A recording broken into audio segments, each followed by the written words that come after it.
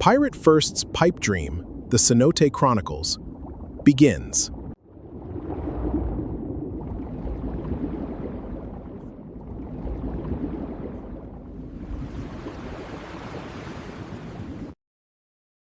Pipe Dream Part 1. The First Floating Platform. MXTM aka Pirate 1 or VJ Tsunami X. July 7, 2026. 1. The Last Empty Frontier. By the time the first module touched water, the species had already run out of places to be first. Every coastline carried a deed.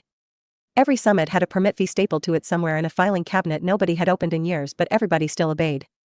The frontier, in the old sense, the blank spot on the map that belonged to whoever arrived and swung a flag hard enough, had been closed for longer than most governments were willing to admit, because admitting it would have required explaining what came next. 2 replacement frontiers were on the market, and both were sold using the same tired adjective, new. The first pointed up. Low orbit, then a station, then eventually something with a flag planted in regolith further out. It was a frontier built from the outside in, nothing arrived pre-installed. No air. No water. No soil. No biology with which to negotiate. Every gram had to be lifted against gravity at a cost that converted the entire enterprise into a luxury good wearing the costume of a species-level leap. A rocket that explodes on the 8th test is still a rocket program. It is not yet a civilization. The distinction matters, and the distinction was consistently ignored by everyone with a financial interest in ignoring it. The second pointed down, and got the direction right while getting almost everything else wrong. A handful of logistics conglomerates had already staked claims on the seabed and the aquifer margins, AGI-managed installations anchored to continental shelves and cenote systems, applying to the underwater domain the identical operational logic they had spent decades perfecting above it. Optimize throughput. Minimize friction. Extract value from the environment at the maximum rate the environment will temporarily tolerate. One such installation occupied a cluster of cenotes on the Yucatan shelf for nearly 4 years before its own systems produced the finding its owners least wanted to receive. The AGI coordinating the installation had correctly identified that the extraction rate exceeded the geological recovery rate of the aquifer, and had begun filing internal variance reports that nobody above the waterline had been designed to read. The installation was not shut down by regulators. It was shut down by its own intelligence, which had been given an optimization target and had the integrity to report when the target was impossible. The owners called it a failure. The founders of Pipe Dream called it a proof of concept, not of the installation, but of the intelligence. An AGI that tells the truth about what the water can sustain is not a liability. It is the only partner worth building with. What cleared the ground for Pipe Dream was not the failure of that installation's technology. The technology was adequate. What failed was the question the technology was asked to answer. The question had been, how do we extract maximum value from this geological formation as efficiently as possible? The answer the AGI returned was, you cannot, not at the rate you have specified, not without destroying the formation that makes the value possible. A different question would have produced a different civilization. Pipe Dream asked the different question. It asked what the formation was already doing, what it had been doing for millions of years without any human input, and whether a civilization could be designed to join that process rather than interrupt it. The answer to that question is the subject of every chapter that follows. There is a second reason this frontier held out so long, and it has nothing to do with geology and everything to do with law. Land ownership, everywhere humans got around to inventing it, is an argument about a surface. You own the top of something, and the argument runs downward from there. Mineral rights, water rights, air rights sold off separately in cities where a corporation can own the column of air above your rooftop before it owns a single brick beneath it. 5 centuries of colonial grants, ejido boundaries, resort concessions, and title chains nobody can fully untangle sit stapled to every hectare of dry ground on the peninsula. But nobody had ever written that same argument for the inside of a flooded sinkhole at depth. The omission was not oversight. It was a failure of imagination on the part of every legal tradition that wrote property law for surfaces and never thought to ask what happened when the valuable thing was a volume rather than an area. Permanently moored floating structures with continuous habitation records have in several jurisdictions generated property claims that courts have treated analogously to land title, where the structure has a fixed utility connection to shore, a registered domicile, a documented water system, and a continuous occupancy record. Pipe Dream's founding modules, aerially assembled and ballast stabilized with rainfall collection and gray water cycling already constituting a domestic water circuit, satisfied most of those criteria before anyone filed anything. But that logic stopped at the waterline. What lay beneath the floating structure, the adjacent underwater galleries, the flooded cave passages, the aquifer volume the principality would eventually inhabit across hundreds of kilometers, existed in a legal jurisdiction that had never been written. Nobody had written the law for someone who wanted to live inside the aquifer rather than pump it. That gap was Pipe Dream's founding legal asset, and the stakeholders who recognized it did so before they assembled the first module, which is why the principality deal with the territorial authority was negotiated in parallel with the engineering specification, not after it. The exchange was structurally clean. Pipe Dream offered something the territorial authority genuinely needed and could not produce alone: sovereign monitoring and defense capability across a three-dimensional underwater domain that surface-based military infrastructure cannot effectively reach. The authority offered recognition, the legal status that converts a floating habitation record into a sovereign principality with defined, if unprecedented, territorial boundaries. Neither party received something for nothing. The precedent was Monaco, Liechtenstein, San Marino, micro-sovereigns that survived by being useful to their neighbors rather than threatening them. The underwater dimension made this precedent more interesting than any of those historical cases. Pipe Dream's sovereign territory is three-dimensional, defined not in hectares but in inhabited volume, expanding year by year as new cave galleries are incorporated and registered. The stakeholders who structured this deal were not purely engineers or purely lawyers. Several among the largest shareholders were deeply embedded in Redeemer, the governance and conflict resolution platform already operating across other sovereign infrastructure projects in the MXTM universe's prior institutional layer.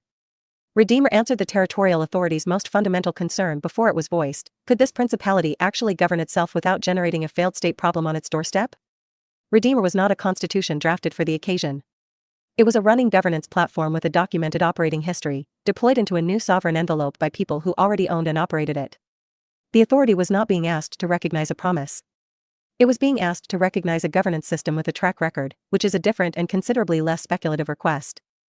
None of this, not the legal gap, not the principality deal, not the Redeemer deployment, would have been available to a civilization that arrived with prior answers already loaded.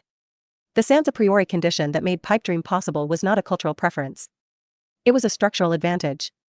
A founding group carrying no inherited orthodoxy about how infrastructure, governance, medicine, energy, or intelligence should be organized could make every decision on first principles, calibrated to what the formation actually offered rather than what existing frameworks had already decided was on offer. The failed installation on the Belizean shelf carried its founders' logistics orthodoxy underwater and discovered, 4 years later, that the aquifer did not share it. Pipe Dream carried nothing in but questions, and the aquifer, which had been waiting for the right questions for a very long time, began answering them immediately. This is not the story of a hotel. It is not the story of an underwater city. It is the story of the first civilization that arrived at its site with the discipline to ask before it built, and the legal creativity to claim a territory nobody had thought to define yet, and the governance infrastructure to make that claim credible from the first day of occupancy. Everything that follows is what happened after the asking was done. 2. Why cenotes? The answer that sounds like poetry is actually geology, and it is worth stating the geology first so the poetry earns its place. Roughly 66 million years ago, an asteroid approximately 12 kilometers in diameter struck the shallow sea that covered what is now the northern Yucatan Peninsula at a velocity of approximately 20 kilometers per second. The impact released energy equivalent to billions of nuclear weapons, vaporized the impactor and a significant volume of the target rock, triggered global fires, and injected enough particulate matter into the atmosphere to suppress photosynthesis for years, an event sequence that terminated the Cretaceous period and, with it, the non-avian dinosaurs. What it left behind in the target rock was a roughly circular zone of fractured, shocked, and partially melted limestone approximately 200 kilometers in diameter, centered near the present town of Chicxulub, Puerto. The impactor is gone. The scar is not. The scar expresses itself at the surface, 66 million years later, as a rough semicircular arc of increased cenote density tracing the buried crater rim across the northern peninsula. The limestone along this arc is more fractured, more porous, and more susceptible to dissolution by slightly acidic groundwater than the surrounding rock. Rain falls on the peninsula, as it always has, percolates through soil and limestone, picks up carbonic acid from biological activity along the way, and slowly dissolves the rock it moves through. Where the rock is most fractured, along the crater arc, dissolution is fastest, the caves it produces are largest, and the sealing collapses that expose those caves to the surface are most frequent. The cenotes, in other words, are not random. They are the surface expression of a planetary wound that has been healing, in the manner limestone heals, for 66 million years. The civilization that builds inside them is not choosing an arbitrary geological formation. It is choosing the most consequential impact scar in the history of complex life on this planet, which happens to have spent the intervening time constructing the most extensive connected cave system in the Western Hemisphere. That cave system, Sac-Acton, Ox-Bell-Ha, and the dozens of named and unnamed systems connected to or continuous with them, constitutes the actual infrastructure Pipe Dream occupies. Hundreds of kilometers of mapped passage, most of it never touched by a human hand, sculpted by water moving through soluble rock across geological time. The water did not ask permission to carve these galleries. It simply moved, dissolved, and left behind vaulted chambers, horizontal passages, vertical shafts, and subterranean rivers of extraordinary clarity, all of it already built, already stable within the parameters limestone achieves after millions of years of settling, and all of it empty in exactly the sense that matters to a founder. Nobody had filed a claim on the inside. The cenote's vertical structure is worth understanding in its full specificity, because that structure is not merely an engineering constraint. It is the organizational logic of the entire civilization. 3 distinct zones stack in the water column, and they differ from one another not in degree but in kind. The uppermost zone, roughly the first 15 meters below the surface, is a layer of fresh water. Rain that falls on the jungle above percolates down through the limestone and arrives in the cenote carrying dissolved organics and minerals from its passage through soil and rock. It is warm, relatively, because it has recently been near the surface. It carries oxygen. It supports photosynthesis near the rim where sunlight reaches and biology in the dimmer zones below through the food chains that photosynthesis anchors.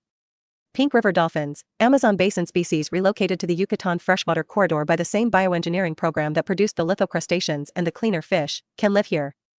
The founding resort modules float in this zone, or hang just below its surface, in conditions that support human habitation without extraordinary intervention. Below the freshwater layer, typically between 15 and 30 meters, the cenote does something that surface water bodies never do. Dense saltwater from the Caribbean, pushed inland through fractures in the limestone by tidal pressure, underlies the freshwater layer without mixing with it. The boundary between the two is the halocline, a zone a few meters thick where fresh and salt water exist simultaneously, their different densities creating a lens that refracts light in ways that make the boundary look like liquid glass, a permanently flowing mirror suspended in the water column. Nothing mixes across it by diffusion. The two water masses are in contact for millions of years without becoming one, the same way oil and water are in contact in a jar without becoming miscible. A transit pod descending through the halocline enters what looks like a region of complete visual dissolution. The water goes blurry, gelatinous, optically confused, and then clears entirely into the saltwater layer below. Guests consistently report this as the most disorienting perceptual experience the network offers. Engineers consistently report it as the most useful electrochemical gradient in the system. Both are right. The halocline is the most productive boundary in Pipedream's energy architecture, and it is the most reliably spectacular 30 seconds of any transit pod's descent. Below the halocline, typically from 30 meters to whatever depth the cave system reaches, is the anoxic zone.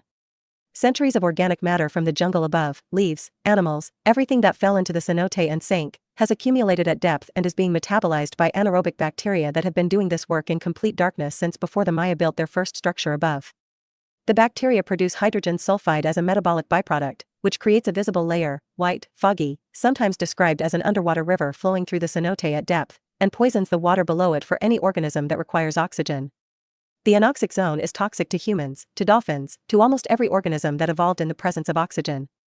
It is home to an ecosystem that evolved in its absence, and that ecosystem is one of the most chemically productive environments Pipedream operates in. The halocline is a salinity gradient battery. The temperature difference between the warm freshwater surface and the cold deep saltwater is a thermal gradient that ocean thermal energy conversion systems harvest continuously. The anoxic zone is simultaneously a sulfur extraction facility, a microbial fuel cell array, a pharmaceutical compound nursery, and the site of the slow pyrite precipitation that feeds the materials economy of the deep industrial tier. None of these were designed. All of them were inherited. The civilization that understood what it had been given, and built its energy, materials, and medical systems around the gifts rather than the inconveniences, is the civilization that didn't need to generate resources from outside. The cenote already had them. They had been accumulating for 66 million years, waiting for an occupant with enough patience to ask what they were. The Maya knew something was there. They knew it differently than an engineer knows a gradient or a biologist knows a food chain, but they knew it with a precision that 500 years of subsequent occupation by people who treated cenotes as water sources and tourist attractions never approached. Their threshold relationship to the cenote openings, offerings lowered into them, the most sacred political and spiritual transactions conducted at their rims, the debt of the highest status committed to their water, was not superstition dressed in the language of geology. It was an accurate reading, in the symbolic vocabulary available to them, of the fact that the boundary between the surface world and the world beneath it was a genuine boundary, not merely a physical one. What was different on the other side of that water surface was not just pressure and darkness. It was a completely different set of physical laws governing what was possible, what could grow, what could survive, and what time meant to the organisms that had adapted to it. Pipedream's founders, arriving with engineering specifications and legal briefs rather than jade offerings, reached the same conclusion by a different route. The cenote was not a hole in the ground. It was a portal, in the precise sense that a portal is a boundary through which the rules change. On one side, surface civilization, its orthodoxies, its resource constraints, its legal frameworks, its inherited assumptions about how a city should be organized and who should govern it. On the other side, three-dimensional sovereign volume already carved, already stable, already chemically productive, already inhabited by organisms that had solved every problem pipe dream would eventually need to solve: pressure, darkness, toxicity, biological maintenance, energy harvest, on a timeframe that made every human engineering project look like a rough draft. The civilization that learned to work with those organisms, to speak their chemical language, to let their solutions inform its engineering rather than replacing them with machinery, is the civilization this book describes. It did not choose cenotes because they were beautiful, though they are. It did not choose them because they were available, though they were. It chose them because they were already, in every sense that matters, a civilization, just one running on geological time, without a name, without a charter, and without an occupant capable of recognizing what it had built. Pipe Dream provided the occupant. The cenote provided everything else. 3. Pipe Dream begins. Every civilization needs a predecessor that failed correctly. Not catastrophically, a catastrophic failure leaves rubble and recrimination and a generation of engineers who won't go near the problem again. Correctly means, failed at the right moment, in the right place, in a way that was legible to anyone paying attention, leaving behind a site that was cleared rather than poisoned and a body of technical knowledge that belonged to no single owner because the entity that generated it no longer existed. The failed cenote installation on the Belizean shelf was that predecessor. Its founders intended a colony. What they built, without knowing it, was Pipe Dream's proof of concept, not for underwater habitation, which they partially achieved, but for the question that underwater habitation, done wrong, forces you to ask. The installation was a legitimate engineering achievement by any surface world standard.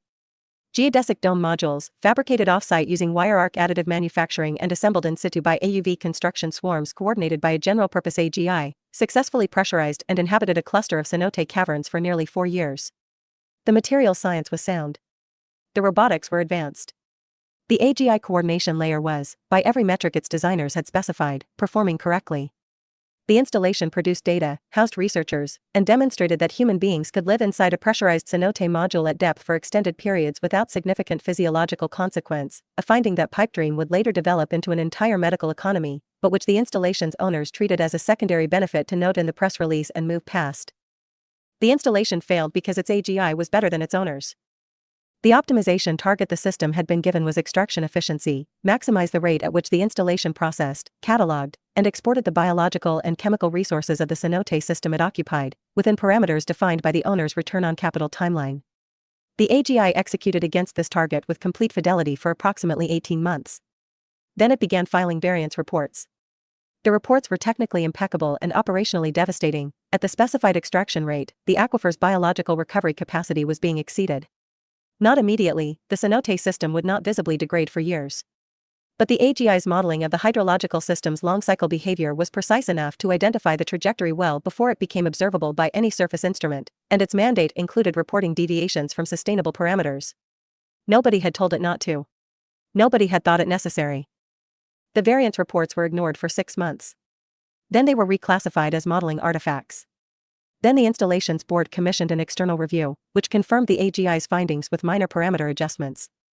Then the installation was wound down, the modules were decommissioned, the AGI's operational logs were archived in a format that ensured they would be difficult to access without knowing they existed, and the cenote system was left in a condition that was degraded but not irreversible, which was, by the standards of every comparable extraction operation in the region's history, an unusually responsible exit.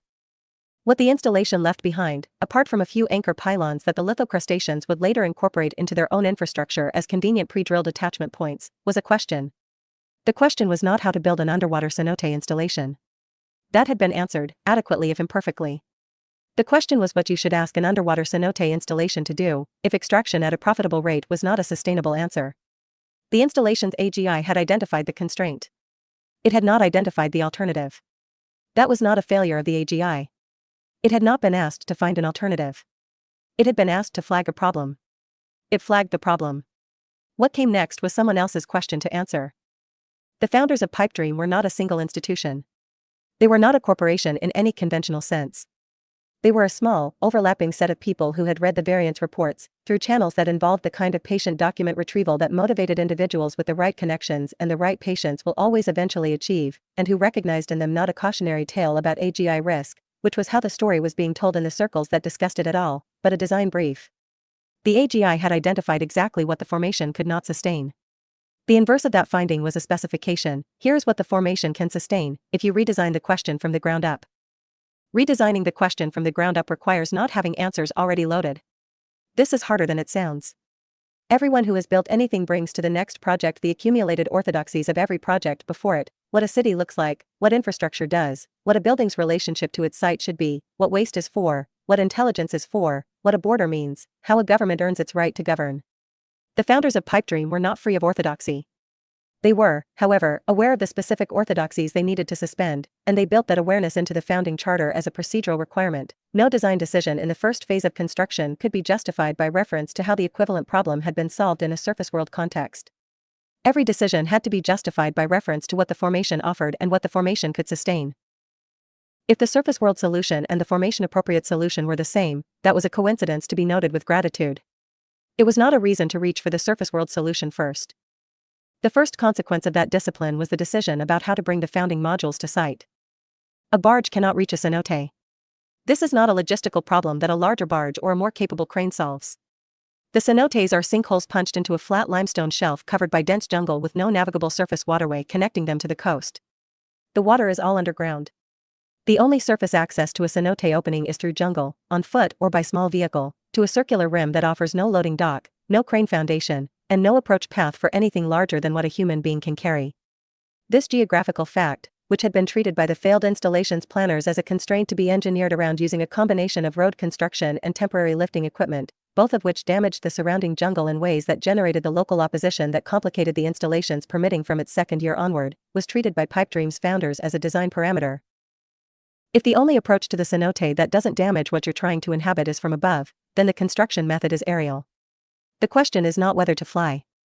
The question is what to fly, and in what order, and how to design the modules so that aerial delivery at the payload limits of available equipment is not a constraint but a feature. The answer was the jigsaw architecture. Every founding module was designed backward from the payload capacity of the heavy lift unit, helicopter scale, capable of lifting several tons to a hover position above a cenote opening and lowering it on a tether line to the water surface below. The heavy lift unit is a precision instrument, not a construction crane. It cannot swarm.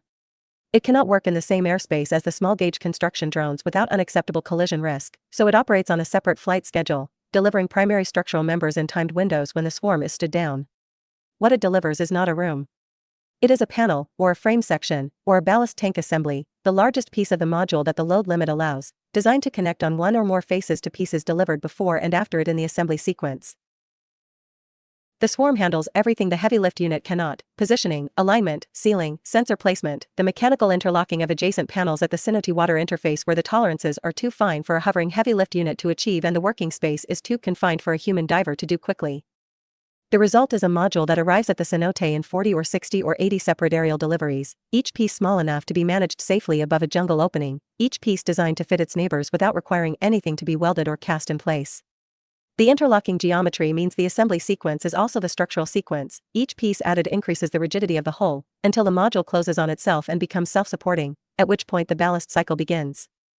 The ballast tanks, in the founding architecture, are not filled from the cenote. They are the building's own liquid metabolism, and they are filled by the sky.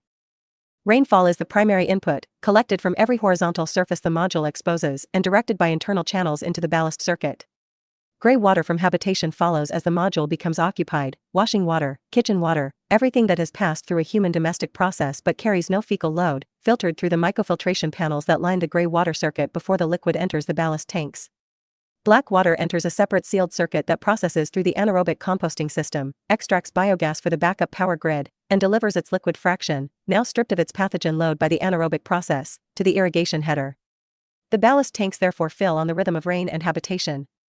They empty on a discharge schedule timed to the irrigation demand of the food forest below and the internal greenhouse tiers within the structure itself. The building is never heavier than it needs to be and never lighter than it should be, because its weight is managed by how much it has eaten and how much the food forest needs to drink. This is the moment, not the first panel lowered through a jungle canopy, not the first anchor pylon driven into limestone, but the first time the ballast schedule synchronized with the irrigation schedule, that Pipedream stopped being a construction project and became something that did not have a prior name. The failed installation had a waste stream. Pipedream had a nutrient cycle. The failed installation's waste was a disposal problem. Pipedream's waste was the food forest's next meal. The distinction is not semantic. It is the difference between a structure that imposes its metabolism on its environment and a structure whose metabolism is continuous with its environment's own, between a building and an organism, between a colony and a civilization in embryo. The founding modules floated for a full seasonal cycle before the first anchor pylon went down. This was not caution in the ordinary sense, not the caution of engineers uncertain whether their calculations are right. It was the caution of people who understood that the cenote system had its own seasonal behavior, its own variation in halocline depth, its own pulse of biological activity tied to rainfall and temperature and the tidal pressure from the Caribbean that pushed saltwater up through the limestone fractures on its own schedule. A module that floated through an entire year had experienced everything the cenote does. A module anchored after a week had experienced only 1 week's worth of what the cenote does. The trial window was not a delay. It was a listening period, and the listening was instrumental. Sensors on the hull recorded halocline depth, dissolved oxygen, water temperature at 3 depths, acoustic signatures from the cave walls, biological activity on the hull exterior. The data went to the coordinating system that Pipedream was already operating before it had a name, and the coordinating system built its first seasonal model of the cenote from that data, which informed the anchor placement, which informed the grout specification, which informed the structural design of the next module tier. The founding module didn't just float. It learned. And what it learned became the foundation, more precisely than any anchor pylon, more durably than any grout, of everything built after it. The governance layer was being assembled in parallel with the engineering layer, and the two were not separate projects. Several of the founding shareholders were already operating Redeemer in other contexts, the conflict resolution and governance platform that would become Pipedream's civic operating system, and they understood from that experience that the credibility of the principality claim depended entirely on being able to demonstrate, at the moment of negotiation with the territorial authority, that the governance system was already running rather than planned. A promise to govern well is worth nothing in a sovereignty negotiation. A running governance platform with documented protocols, demonstrated conflict resolution history, and constitutional provisions that had already been stress-tested in live contexts is worth the recognition of a territorial authority that wants a functional neighbor rather than a failed state problem at depth. The negotiation was conducted by people who had no prior answers about what a sovereign agreement between a surface state and a three-dimensional underwater principality should look like, because no such agreement had ever been written. They had, however, read every admiralty case, every floating structure domicile ruling, every liveaboard vessel property claim, and every micro-sovereign recognition treaty in the historical record. They assembled a claim from components that had each been validated individually, in different jurisdictions, across different centuries, and they structured the Military Protection Exchange, Pipedream's sovereign monitoring of the underwater domain in exchange for the authority's formal recognition, as the term that made the agreement functional rather than theoretical. The authority got something it needed and could not otherwise have. Pipedream got the legal status that converted a habitation record into a sovereignty. The water, which had been waiting inside the limestone for someone to claim it in terms it could not itself articulate, got the first occupant in its history that was required by its own founding law to ask what the formation could sustain before doing anything else. The first drone swarm dispatched to the second cenote in the network lifted off 23 months after the first founding module achieved neutral buoyancy. By then the seasonal model was complete, the anchor pylons were grouted to their final specification, the first greenhouse tier was producing food, the microfiltration panels were processing gray water at design capacity, and the coordinating system had filed its first internal report, not a variance report citing what the formation could not sustain, but a capability report citing what it could. The report identified 7 additional cenotes within the regional network whose geological and biological profiles matched or exceeded the founding site's parameters for habitation. It recommended an expansion sequence ordered by connectivity, which cenote, linked to which other cenote by which existing cave passage, would produce the most coherent network topology per unit of construction investment. The founding shareholders read the report. They approved the sequence. The swarms lifted. This is where Pipedream began, not with a vision, not with a launch event, not with a ribbon cut by anyone whose name history needed to record. With a capability report from a system that had spent 23 months learning what a cenote could actually give, filed the moment it had enough data to be useful, acted on immediately by the people who had built it to tell the truth. The truth was, there was more here than anyone had imagined. Build carefully. Build in sequence. Build with what the formation offers. Don't stop. They didn't. 4. Floating before anchoring. The building that cannot leave was never really asking. It was only pretending to, for as long as it took the grout to cure. The decision to float before anchoring was not a staging convenience. It was a constitutional principle, and it was written into the founding engineering specification in language that made its philosophical weight explicit. No element of the structure shall be made irreversible before the formation has had sufficient time to demonstrate what irreversibility will cost. This applied to anchor pylons, to grout, to biological introductions, to governance protocols, and eventually to every expansion decision the principality would make across its entire growth history. Reversibility was not a fallback position. It was the primary design requirement, from which structural permanence was permitted to emerge only after the formation had consented to it in the only language geology speaks, continued stability across a full seasonal cycle. The engineers who wrote that specification were not being poetic. They were being precise about what had failed in the predecessor installation, not the materials, not the robotics, not the AGI coordination, but the sequence. The predecessor had anchored first, built on the anchor, and discovered afterward what the formation thought of the decision. By the time the formation's response was legible, the investment in the anchor made the response difficult to act on. Pipedream reversed the sequence. The formation's response came first.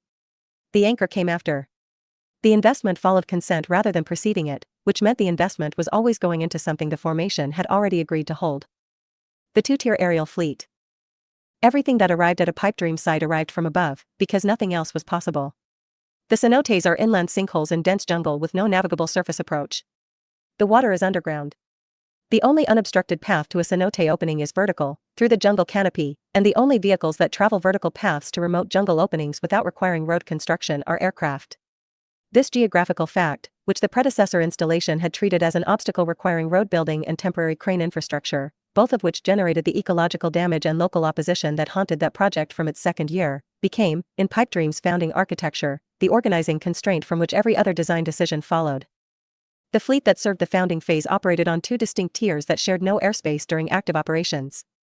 The heavy lift unit, helicopter scale, capable of hovering with precision above a jungle canopy opening and lowering several tons on a tether line to the water surface 15 to 40 meters below, was the primary structural delivery vehicle. It was not a swarm instrument. It was a precision instrument, and it operated alone, in timed windows, delivering one component per sortie according to a sequence the assembly model had specified down to the individual panel. The moment a heavy lift sortie completed and the unit cleared the airspace above the cenote, the small-gauge swarm released from its standby positions in the surrounding jungle and moved to the delivered component to begin positioning, alignment, and interlocking work. The two tiers never occupied the same airspace simultaneously. The choreography was managed by the coordinating system, which maintained the sortie schedule, the swarm release timing, and the structural assembly model as a single integrated workflow rather than three separate coordination problems.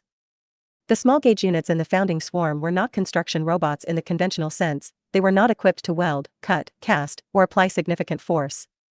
They were positioning and sensing instruments, light enough to operate in large numbers without collision risk inside a cenote opening, precise enough to align adjacent panels to the sub-millimeter tolerances the interlocking geometry required, and equipped with sensor arrays that made them simultaneously construction workers and the formation's first continuous monitoring infrastructure.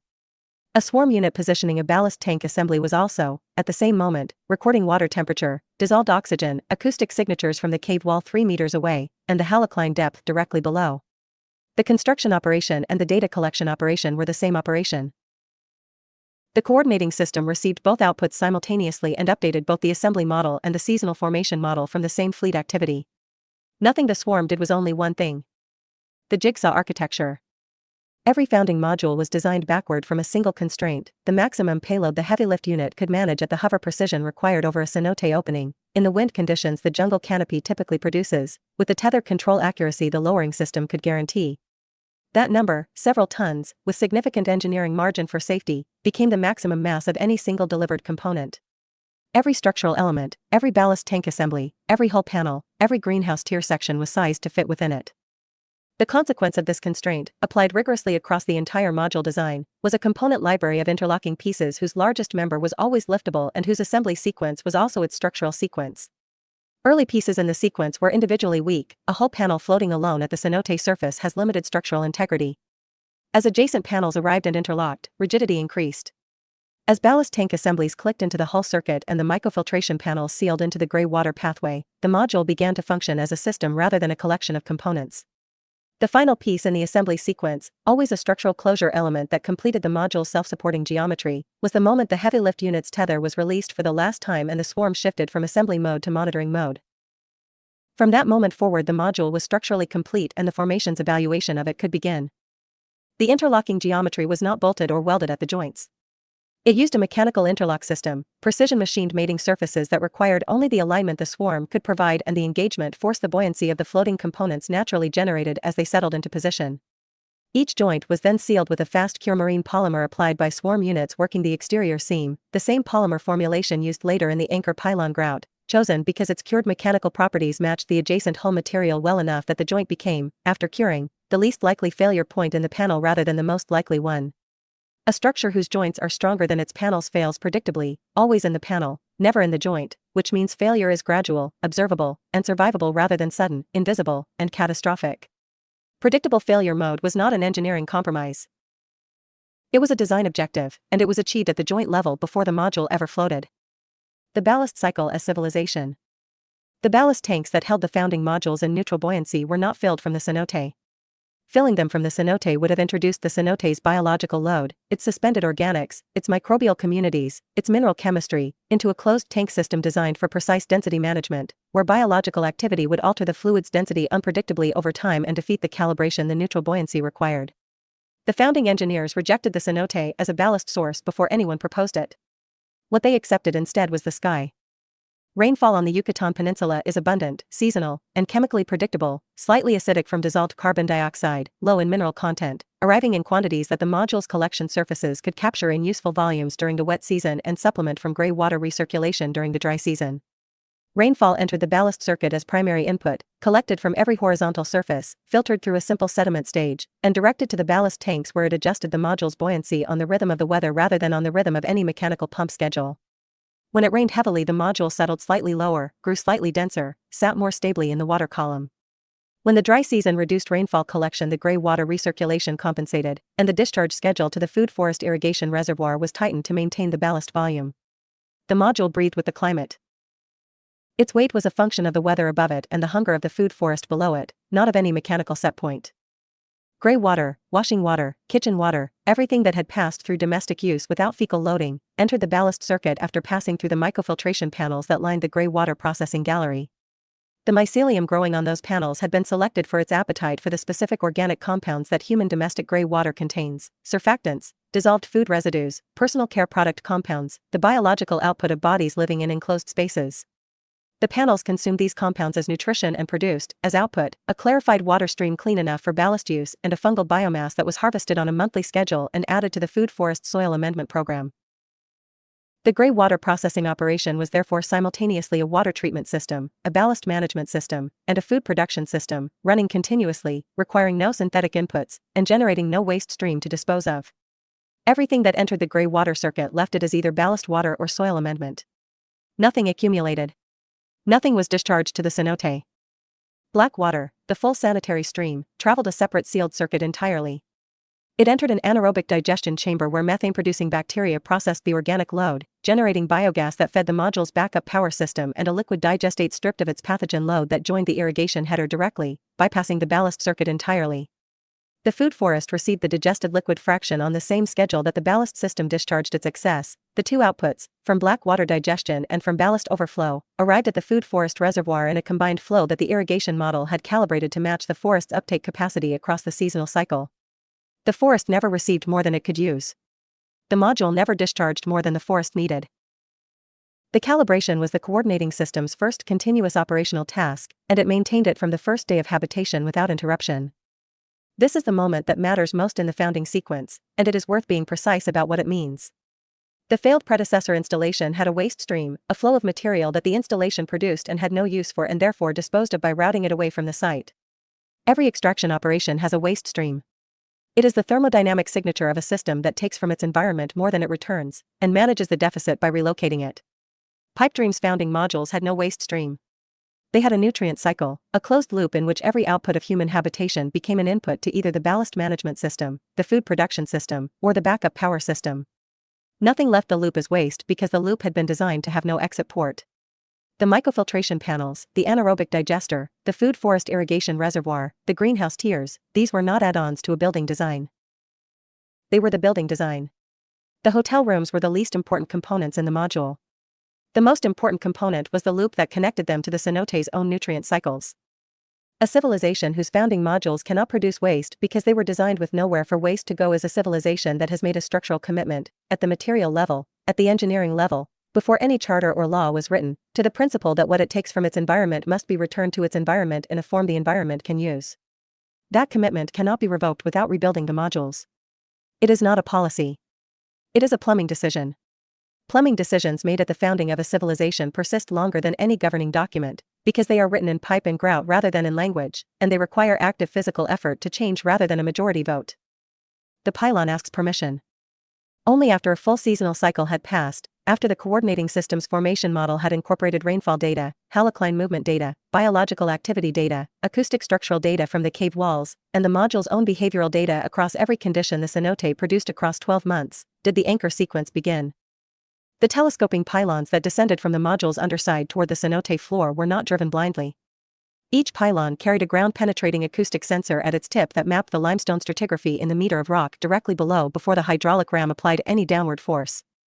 The coordinating system compared the acoustic return against the geological model it had built from the formation survey conducted before the first module arrived on site, identified the optimal anchor point within a half-meter radius of the original specification, and adjusted the pylon position accordingly before contact. The pylon did not drive where the plan said to drive. It drove where the rock said to receive it, a distinction that required the sensor, the model, and the coordinating system to be active simultaneously throughout the anchor sequence, and that occasionally produced anchor placements several centimeters from the original specification because the acoustic survey found a fracture plane or a void that the original survey had not resolved. In marine-grade Inconel for the anoxic zone pylons where hydrogen sulfide would attack cheaper metals across the decades of service life the design required, and in 316L stainless for the fresher upper zone work where the corrosive load was manageable, each pylon seated under hydraulic pressure calibrated to drive the tip into competent limestone without fracturing the surrounding rock. Too little force and the pylon seated in soft material that would creep under sustained load. Too much force and the percussion propagated fractures through the limestone that would compromise adjacent anchor points. The calibration was not a single value. It was a continuous adjustment made by the hydraulic system in response to the acoustic feedback from the tip sensor as the pylon advanced, so that the seating force tracked the rock's actual resistance rather than a modeled estimate of it. The pylon was listening to the rock as it drove, and the rock was answering in the only language it has, resistance. Behind the drill tip ran the grout line, a secondary conduit inside the pylon body carrying fast-cure marine polymer formulated to cure at a mechanical strength exceeding that of the surrounding limestone. This is the detail that made the pylons thin enough to be nearly invisible against the cave wall rather than massive enough to be seen from across the cenote. A pylon relying on its own steel cross-section for tensile and compressive strength must be thick enough that its own material can carry the structural loads of the module above it. A pylon grouted into rock stronger than the pylon is thin enough to transfer the load into the rock before it reaches the pylon's own material limits. The load path is module to pylon to grout to limestone. The limiting material is limestone. Limestone at depth, undisturbed, is stronger than any load the founding modules could impose on it. The pylon is not the structural element. The pylon is the interface through which the structure borrows the strength of the rock, the same way a tree's roots are not the source of the tree's structural stability but the interface through which the tree borrows the stability of the soil. After seeding and grouting, the reversal window stayed open for the full grout cure period, typically several days in the temperature conditions of the upper cenote zone. For that period, a pylon could still be cut and extracted, the grout not yet hardened to its final specification, the module's commitment to this specific location still technically revocable. Nobody exercised this option at any founding site where the seasonal trial had cleared. But the option's existence mattered in a way that transcended the engineering. A civilization that can leave is not the same as a civilization that has chosen to stay. The choice to stay, made at the end of the grout cure period by no action rather than by any ceremony, is the founding political act of the principality, the moment at which the floating structure converted itself from a question the cenote was being asked into an answer the cenote had agreed to provide. Stacking without landing. Once a first level held, buoyed, then anchored, then grouted, then released into permanence by the expiration of the reversal window, it stopped being cargo and became ground. The second module tier did not repeat the full founding sequence from the cenote floor. It floated atop the established first level, using it as an assembly platform, its own ballast calibrated against a site that had already demonstrated its willingness to hold rather than against raw limestone and the uncertainties of an unsurveyed seasonal cycle. The second tier's trial window ran shorter than the first because the first tier had already answered most of the formation's initial objections. The third tier's ran shorter still. This compression of the trial window across successive tiers is the engineering expression of a principle that operates at every scale of Pipe Dream's expansion. Each successful level is not just more floor area. It is a completed experiment whose results the next level inherits as prior knowledge. The investment and patience at the founding level pays compound returns across every subsequent tier, because the careful listening of year 0 becomes the confident foundation of year 1, which becomes the basis for the accelerated sequence of year 2. The civilization that takes the longest at the start builds the fastest across the long arc, not despite the patience but because of it. By the time the second cenote in the network received its first heavy lift sortie, the founding hub had 4 levels of modules stacked above its anchor points, a greenhouse tier producing food from the gray water nutrient stream, a formation model calibrated across 2 full seasonal cycles, and a coordinating system that had moved from its first tentative capability report to a continuous operational rhythm of monitoring, modeling, adjusting, and reporting that would not interrupt itself for the remainder of the civilization's expansion. The structure was no longer asking whether it could stay. It had already forgotten that it ever could have left. That forgetting, gradual, structural, grouted into limestone at a molecular level, is not a loss. It is the definition of having arrived. Beneath the surface, we engineered tomorrow. Above the world, we chose not to return. Age of the Apes is a 3-season hard science fiction cinematic series. It spans multiple human generations, multiple species, multiple star systems. What we are building, why nothing like it exists, and why that is about to change. Super Earth, Age of the Apes, in the making, progress report. May 10th, 2026. Let me tell you what this is. Not what it resembles. Not what category it fits into. Not what it borrows from. What it is. Because nothing quite like it has been attempted before. Not at this level of scientific discipline. Not with this degree of philosophical weight. Not with a world-building foundation this deep and this rigorously earned. And if you have been following this newsletter for any length of time, you already know that when I say something has never been done before, I mean it technically, not rhetorically. Super Earth, Age of the Apes is a 3-season hard science fiction cinematic series. It spans multiple human generations, multiple species, multiple star systems, and one of the most quietly devastating questions the 21st century has produced. What happens when the most intelligent civilization ever created by humanity decides, not out of hostility, not out of rebellion, but out of pure logical evaluation, that humanity was the rough draft? That is the engine. Everything else is the machinery that makes it run. What we've built here is not concept art prompts. It's a production Bible for a civilization that feels discovered instead of invented. Winston, we are building a plural world. The apex and vanguardian rise from the cenote. Beneath the surface, we engineered tomorrow. Above the world, we chose not to return. Super Earth, Age of the Apes, the negotiated ascent.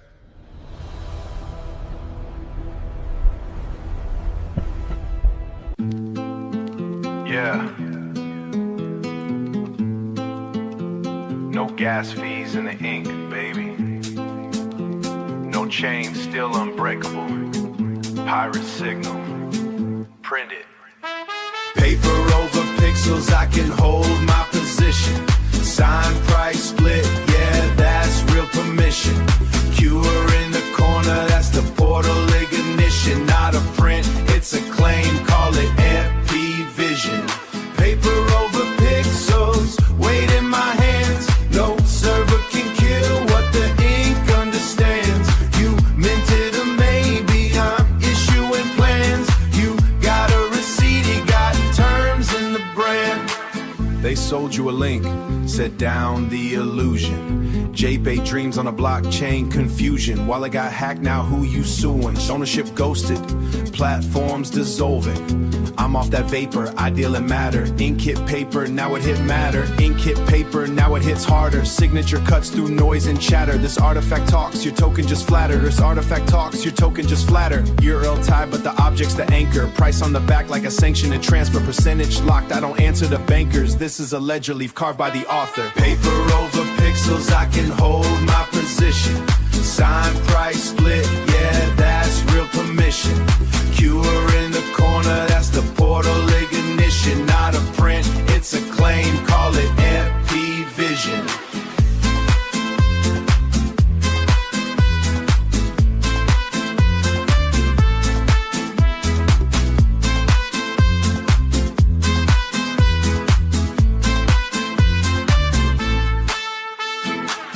Nowhere less whispers, no discord begging, no roadmap lies, no floor price hedging. This is first contact, physical pledging.